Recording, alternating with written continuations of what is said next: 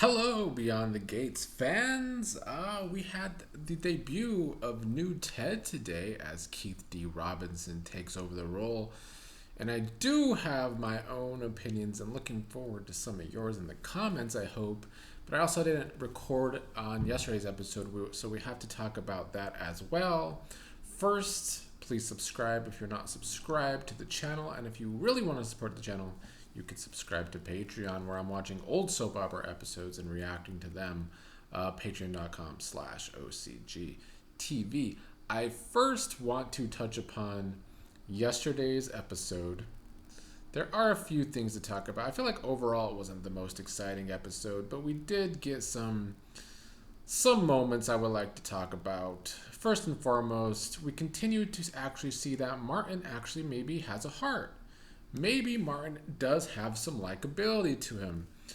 The best decision from the writers was to make Martin warm up to Eva, be the first one to really try to warm up to Eva, because it's been much needed for the Martin character. For months now, all he's been is just irksome, stepping all over Smitty. He has this secret. He doesn't let the kids do anything that they want to do. So yeah, Martin's been insufferable for a long time. But yesterday he brought Eva over to pizza night to meet his kids, Tyrell and Samantha. Samantha did not warm up to her right away. The writers like to do this thing with the Duprees where the women are always cold to outsiders, borderline cunty. And so Samantha was going down that trend as well. And then the men in the family tend to be the more calmer ones with outsiders sometimes. But by the end of the episode, Samantha did warm up to Eva because she found out Eva might become a hairstylist for some pristine, big salon, I guess, in the area. And then she did Samantha's hair, which was a nice touch. It's good to see Eva actually doing some hair. And I did like the way Samantha looked after Eva did her hair. So those were nice scenes. It helped elevate Martin made him more human, gave him more layers. And we also got to see Eva do Samantha's hair, which I thought was a nice touch. I also liked that Nicole started to pick on that there could be something between Danny and Andre when they were all together. Of course, Danny denied that. I don't know how Nicole will feel about that truth when it does come out, especially now that Nicole and Andre's relationship has taken a hit because Nicole had found out that Andre knew that Ted had an affair because Ted told him a few weeks ago. So, more dynamic to that story as well. And of course, later in the episode, Andre and Danny did end up hooking up again. We got a little bit of movement with Anita. I don't need any more singing with Anita. Vernon also, I know he was trying to not sing on purpose. It was to be funny. But there's been a little too much singing on the show lately for me. And it's not like it's spectacular, no offense to Tamara Tooney. But that they do seem to want to go down this Anita and her ex singing mates and her singing trio, the Articulates. She called one of them at the end of yesterday's episode Sharon and got hung up on. So there's definitely tension there with her old mates. I do want to see them come onto the show, though. I want to see those dynamics with Anita and her ex-mates that don't like her now. And is Anita to blame for them not liking her? That will be interesting to see. We had some more Bill and Haley and the hand stuff with Bill. I don't like any of this, honestly. Bill and Haley scenes these past few weeks, they don't have chemistry. And Haley needs something else to do. They've kind of written her into a corner where it's like all she can do is hang around Bill because she has no real friends, she has no family in town. But that's getting old. So maybe the June character will have something to do with her. I think there's speculation that it could be, and I think that would help. Haley needs more to do than just have scenes with Bill, because Haley's as the women actors on the women characters on the show, Haley might be my least favorite besides Ashley. So they could use some work with the Haley character. I also don't like the whole Bill's health problem with his hand. It's not engaging, and I don't want to actually see Bill in a health scare storyline. In fact, I want Bill to become more ruthless. That's what I want to see from Bill, not look weaker. And then speaking of June, she was sick. Naomi found this picture when they brought her to the hospital that June left behind of two children. In today's episode, June said she didn't know who was in the picture, but it makes her feel happy. Of course, it looks like children in the picture, two children, so one would automatically think Samantha and Tyrell. But there is still hope that it could be a connection to Haley that is needed for the character. But let's get to today's episode. Before we get to Keith D. Robinson's debut as Ted, I want to talk about the scenes I've been waiting for weeks. I've been talking about wanting to see them for weeks. Bill and Leslie sharing scenes together.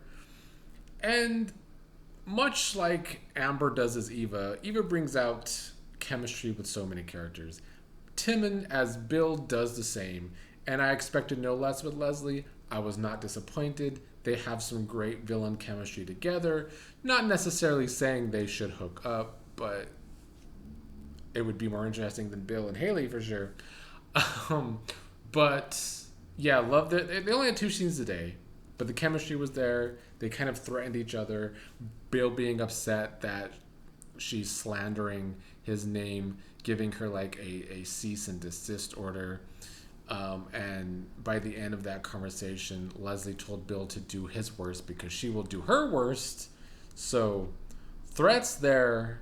And then later, Bill called Ted over, hoping for Ted to deal with Leslie as well. But that brings us to the recast, and that recast being Keith D. Robinson. I didn't want to read anything online until I saw the episode, and then afterwards I read a little bit online to see the reactions to Keith in the role. And it's I don't want to judge him by one episode. So this isn't going to be like, oh, my opinion stands from this point on after one episode. Like I've seen some people doing online. Like, relax. It's been one episode. I am, however, still left wondering why there was a recast in the first place. I don't know if Keith's going to bring something to the role that the old Ted Maurice couldn't bring to the role. I will say that Maurice, a lot of times, especially with the big reveal 2 weeks ago, he could be very one note, I will say.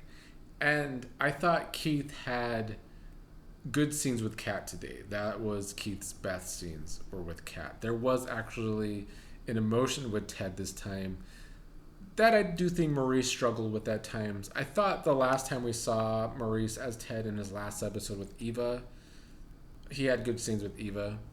And I thought today Keith had good scenes with Kat as father and daughter, as Ted was pretty upfront with Kat about why he had an affair with Dana/Leslie way back when, because Nicole was expecting so much from him and Leslie didn't expect much from him, and it was kind of like a relief at that time. And it made Ted look like he ain't shit, but like his affair was because he ain't shit. I mean, he had an affair because the going was getting tough, and he kind of wanted an escape from real life with Nicole back then. Now, I saw a lot of comments online about Keith and his more, I guess, his voice isn't as deep as Maurice's was. He does have a bit more of a high-pitched voice, and I do think that can hurt his presence in scenes with really commanding characters.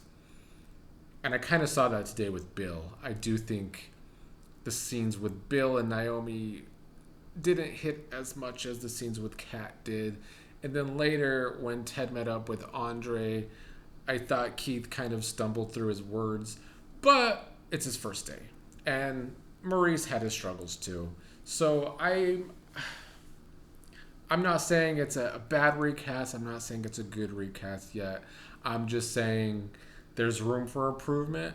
However, on the positive side, I do think Keith as Ted actually is able to get more emotions out rather than just some one-note line delivery like Maurice sometimes did, or some Maurice was good at like scenes with Leslie, and I do need to see Keith's scenes with Leslie in order to truly judge him because, like I'm saying, with his higher pitched voice, his presence with Leslie, it might not hit as hard as scenes with old Ted did. So there's going to be growing pains. There always is with recasts on soaps. Like I can't think off the top of my head like when I saw a recast from an original actor or actress and was like, oh wow, this new person's really hitting well. It just doesn't happen like that with the recast on a soap opera. At least not when there's an original actor leaving the role and new ones coming right in. The first days, it's too hard to judge. So yeah, right now there's pros and cons, but I am left leaving. Was this really the first recast that needed to be done? Why wasn't it Tomas? Is the question I ask myself over and over. Also today, Eva, it's Eva's birthday. She was alone, having a cupcake alone. Andre was company with her for a while. Then after Leslie and Bill had their confrontation, Leslie called Eva over to Orphe Jeans to chat. Eva was hoping, her mother would wish her a happy birthday, but per usual, Leslie was cold, saying, we celebrated that weeks ago, so get over it. Leslie just wanted to talk about Bill trying to give her a cease and desist, and then wanted Eva to be an in-between for her and Ted. And these scenes kind of showed us once again that now Leslie's just obsessed with Ted. That seems to be the direction they're taking her character.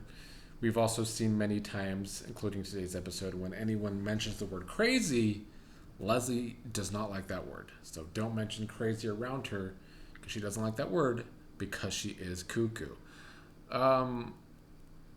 By the end of that conversation, Eva was trying to get to Leslie by saying that, the Duprees, the Richardsons might start wondering about what happened to Laura, like Eva was wondering.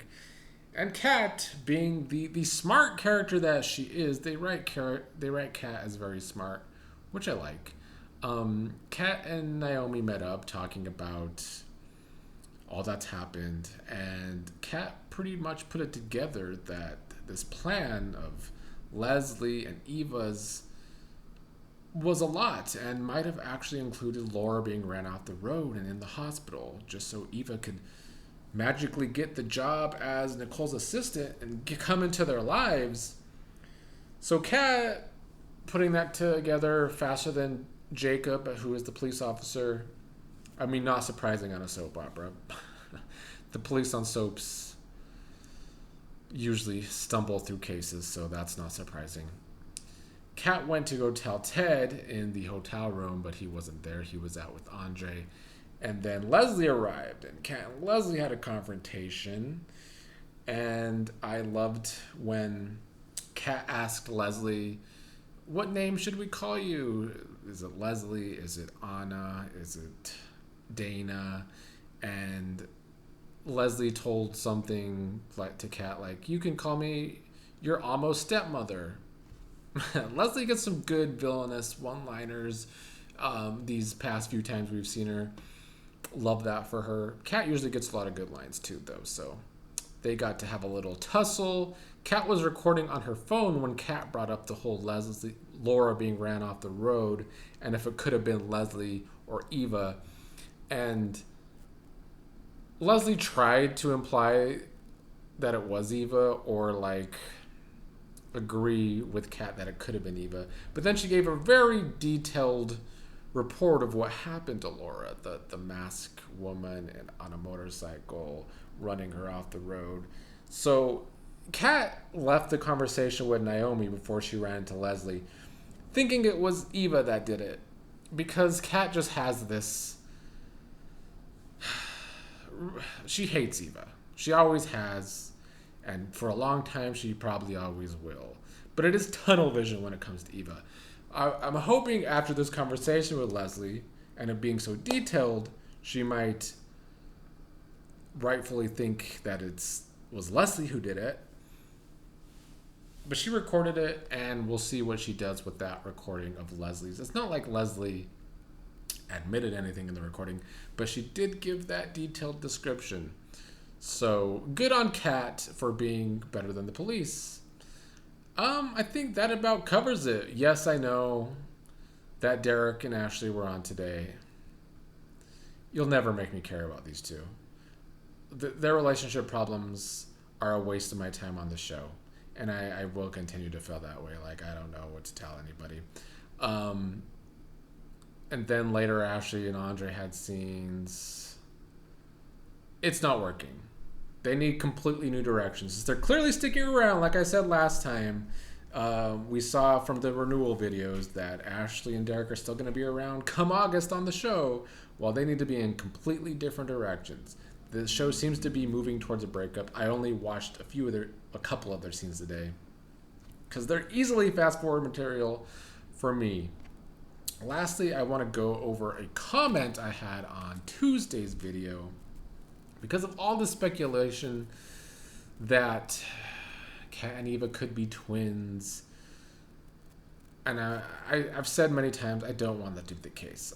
But Yana S. Lee brought up a very interesting route. Shout out to Yana S. Lee, saying if they are going that route, then they need to do switched at birth instead of twins, because I need Kat's face cracked when she realizes she's not a Dupree. That I would love. You know how I feel about Kat being so uppity and classist. If Kat were to find out she's not really a Dupree and her world completely fall apart, that would be such great television. So great idea, and maybe them building up Kat that way is because this is the direction they're going to go with the storyline. That'd be way better than twins that Nicole didn't realize she had twins, which would make Nicole look stupid. Yeah, I know that happens on American soap operas a lot, where a character had twins and they didn't know it because this long lost sibling eventually shows up. We don't need it on Beyond the Gates, but that twist that Yana brought up, that Kat maybe not being a Dupree, she was switched at birth, and Eva's the real Dupree. That would be hot.